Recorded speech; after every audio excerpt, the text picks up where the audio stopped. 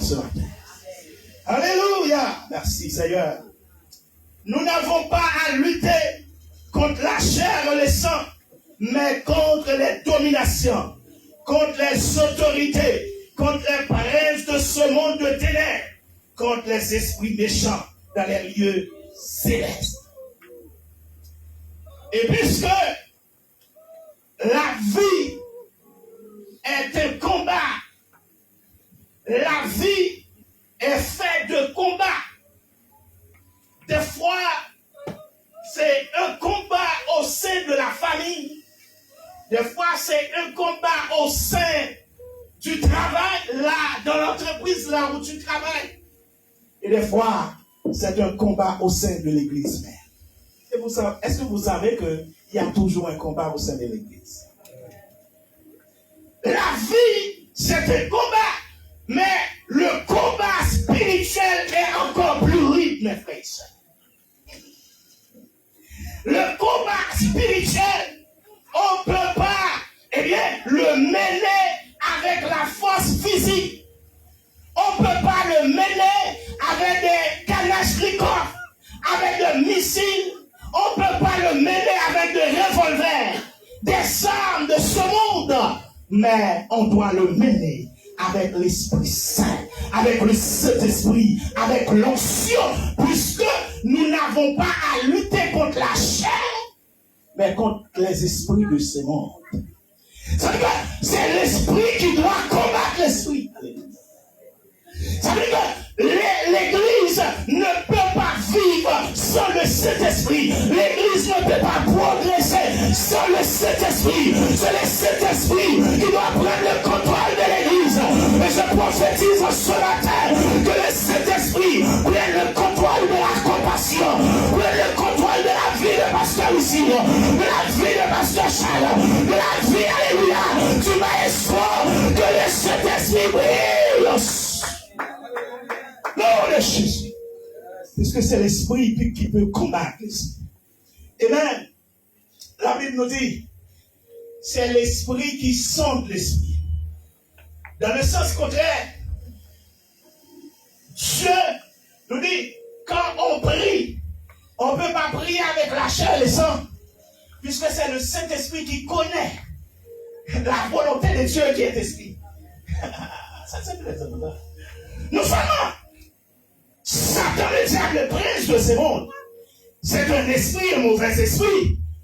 On doit être dans l'esprit pour combattre ces mauvais esprits. Mais aussi, quand on prie à Dieu, Dieu qui est esprit, on doit être dans l'esprit pour qu'on puisse, alléluia, lui dire ce qu'il peut entendre, ce qu'il peut comprendre. En vérité, en ce matin, si je parlais en anglais, je pense que la majorité d'entre vous ne me comprendrait.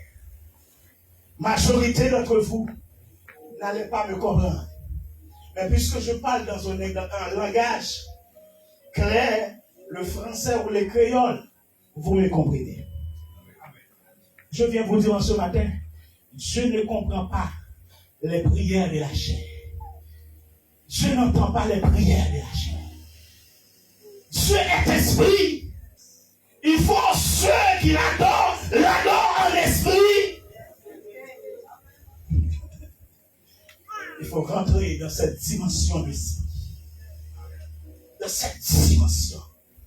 Pour que, quand tu dis Satan, arrière-toi de moi. Pour quand tu dis Satan, je te terrasse. Au nom de Jésus, tu es anéanti. Et que cette parole va sortir avec le feu. Et que cette parole va faire effet sur le nid. Va faire effet sur Satan le diable. Et il va être terrassé au nom de Jésus. Et si c'est la chair qui le dit, il va te regarder dans les yeux. C'est la chair qui parle. Il va te regarder dans les yeux. Il va te regarder dans les yeux. Mais une seule parole sortie, inspirée du Saint-Esprit, poussée par le Saint-Esprit, alléluia, fasse effet que 10 000 paroles de la chair. Et vous venez de vous installer ici dans cet espace. Dimanche, ce sera, c'est samedi, pasteur? Samedi, ce sera une dédicace de 7 ans. Il y aura des ordinations. Il y a pas mal de programmes. Il y a pas mal de choses qui se préparent. Mais je viens vous dire, je dois prendre le plein contrôle de tout ce que nous aurons à faire. On doit consulter Dieu toujours dans ce que nous faisons. David en est un grand exemple. Et c'est pourquoi j'aime bien cette parole toujours. Quand je dis, je trouve en David un homme selon mon cœur. C'est un homme qui s'attachait à Dieu et à Dieu seul. Qui comptait sur Dieu et sur Dieu seul. Alléluia. Et dans chaque combat, David devrait mener, il consultait Dieu d'abord. 1 Samuel chapitre 23, le verset 2. 1 Samuel chapitre 23, le verset 2.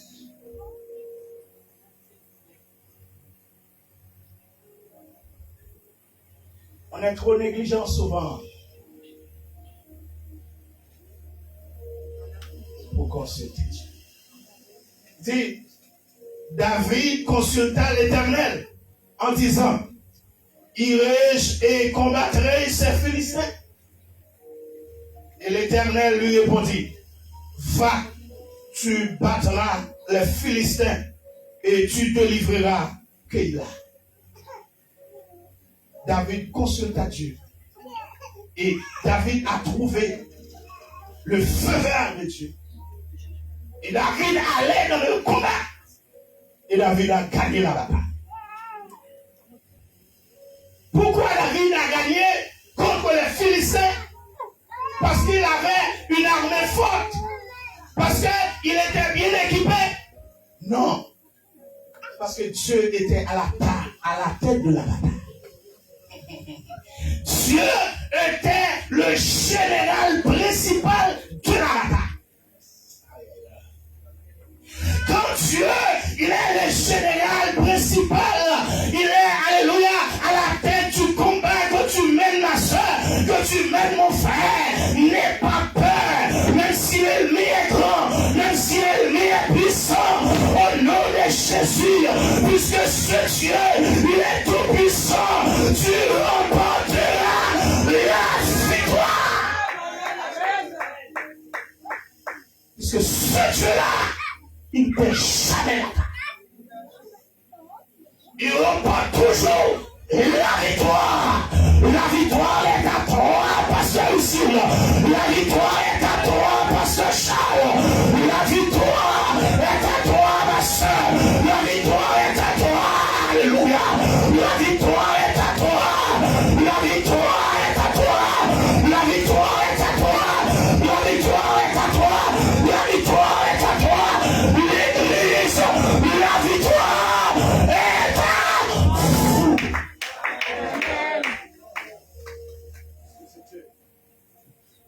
À la tête de ce bataille. David consultait Dieu. Et il a remporté la victoire.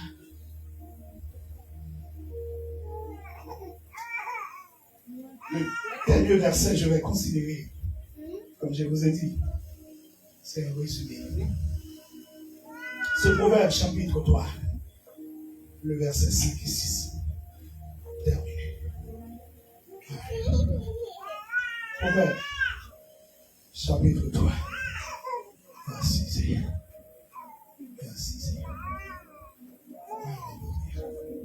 Merci pour la compassion, Seigneur. Merci pour cette parole. Merci pour cette parole. Proverbe chapitre 3, le verset 5 et 6. Proverbe chapitre 3. Alléluia.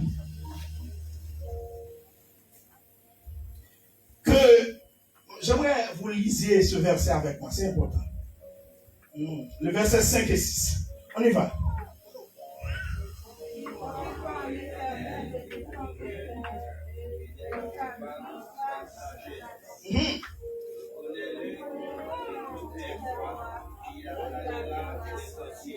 Amen. Confie-toi compassion en l'Éternel de tout ton cœur. Et ne t'appuie pas sur ta sagesse. Pasteur Charles, tu es mon compagnon et serviteur. Dieu te dit, ne t'appuie pas sur ta sagesse. Pasteur ici, n'appuie pas sur ta connaissance, sur tes vécus, sur tes expériences, mais appuie, alléluia, sur la révélation de Dieu, appuie sur la puissance du Saint-Esprit, appuie sur l'onction pour mener à bien ce ministère que Dieu vous a confié. Malheur à l'homme qui s'appuie sur sa sagesse, sa connaissance. Maintenant, c'est ce qu'on voit. Les gens, ils vont à l'école biblique. J'ai aucun problème avec ça. Il faut se former. Puisque Paul même, il s'est formé au pied de Gamaliel. C'est important. Moi qui vous parle, eh bien, je me suis formé 3 ans à une école biblique aux États-Unis. Fait de va-et-vient. Je fais des investissements. Mais, eh bien, la connaissance que je pris à cette école, la connaissance ne pouvait pas, alléluia, me mettre dans cette position de puissance. Parce que Satan, il connaît la connaissance. Satan, il a la connaissance. Mais ce que Satan n'a pas, c'est la puissance du Saint-Esprit. C'est l'onction qui est en nous. C'est l'onction qui vivifie. C'est l'onction qui fortifie. C'est l'onction qui brise les chaînes. Il n'a pas ça. Il n'a pas ça. Il peut faire un doctorat en théologie, master en théologie, mais il n'a pas ça. Mais quand on trouve la grâce de Dieu, on cherche la grâce de Dieu, on cherche la présence de Dieu, on cherche l'appui du Maître. Alléluia, on est rempli pour la victoire, on est rempli pour briser les chaînes, on est rempli pour casser les cordes, on est rempli pour remporter la victoire, on est rempli pour monter plus haut. On est rempli pour avoir le succès. On est rempli pour avoir la réussite. On est rempli pour rentrer de la gloire.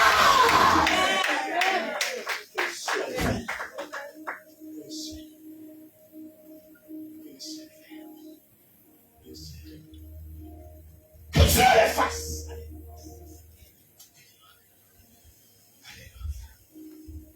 Comptez. Et comptez sur Dieu.